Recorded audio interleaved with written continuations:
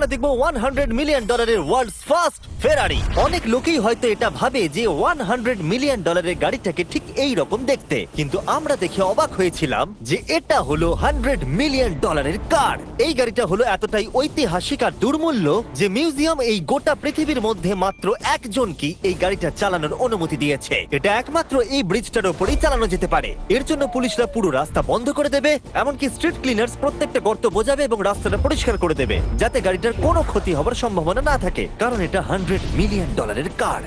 এটা ক্রেজি হতে চলেছে। অলরাইট, এবার আমরা ব্রিজে উঠলাম। ও মাই গড, ওই দেখো $100 মিলিয়ন গাড়ি রাস্তায় চলছে। ও আমার টুপিটা পড়ে গেল। ওর টুপি আবার পড়ে গেছে। এটা নিয়ে দ্বিতীয়বার হলো। দামি গাড়িগুলোর সঙ্গে একটা করে ফ্রি হ্যাট পাওয়া যায়। ঠিক বলেছো। কি হয়েছে? এটা দুর্দান্ত। এর থেকে মজার আর কি জিনিস হতে পারে? বুঝে গেছি, দারুণ।